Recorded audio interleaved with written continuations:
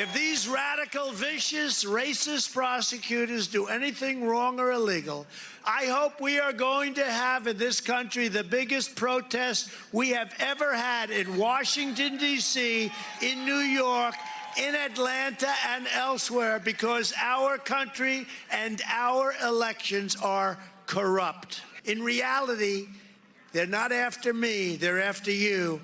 And I just happen to be the person that's in the way. That's what they're after. It's been going on for years. In January 2022, judges in Fulton County, Georgia, that's where Atlanta is, they granted District Attorney Fani Willis permission to impanel a special grand jury to investigate former President Donald Trump's efforts to overturn the state's 2020 election results. And so Trump singled her out. He singled out prosecutors in New York and D.C. as well, repeatedly calling them vicious and racist. Although he did not name them, he seemed, in that rally, to refer to Manhattan DA Alvin Bragg, New York Attorney General Letitia James, and former Washington, D.C. Attorney General Karl Racine, in addition to Fani Willis. Now, there are two things those folks all have in common. They are all prosecutors who were investigating Trump, and all of them are black. The remarks Trump made during that rally prompted Fulton County DA Willis to request additional security from the FBI's Atlanta office. And that was not the last time Trump leveled similar accusations against those same prosecutors.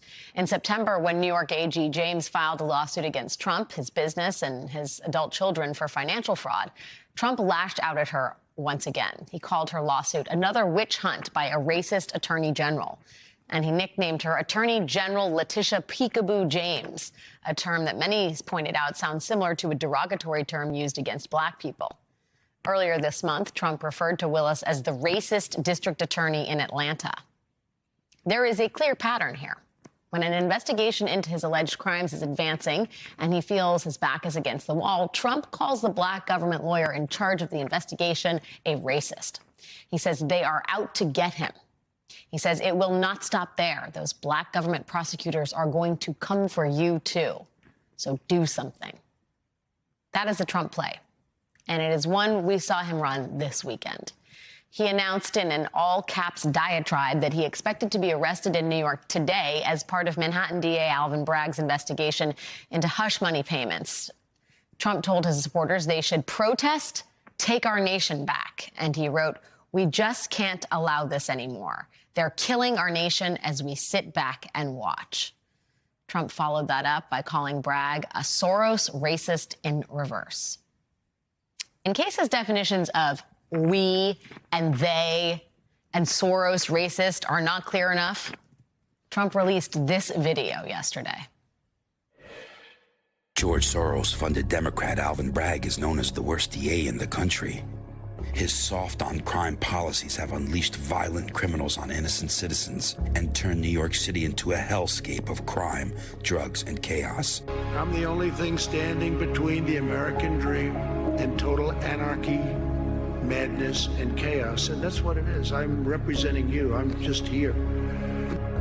Always remember, they are coming after me because I am fighting for you. That's what's happening. It is hard to say with certainty what being a Soros-funded racist means in Donald Trump's head. But there are some on the far right who might see this as Trump signaling that the Jewish billionaire philanthropist boogeyman George Soros is somehow out to get them. Whether or not that's what Trump means to say, the danger here lies in how it is being interpreted by his followers. That is the thing to watch.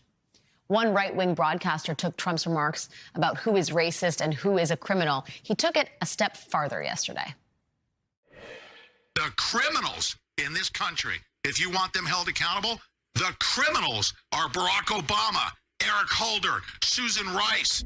Military, join us and put all of them up against the concrete wall, just like Ceausescu, and do what we must do to save not just our country, the entire world. That is where we are right now. A right-wing media personality calling for the execution of black politicians because Trump might be indicted for alleged crimes. We recently learned that on Saturday, Trump will hold his first rally since announcing his impending indictment in Waco, Texas. It will be the 30th anniversary of the armed standoff between federal agents and followers of cult leader David Koresh. For people on the far right, Waco has become a symbol of anti-government, pro-white Christian nationalist sentiment. And again, it is hard to know if Trump knows that, if he's going there because of that or not. But for some of his followers, this decision to hold this rally there will mean something. And they will be listening to everything he says.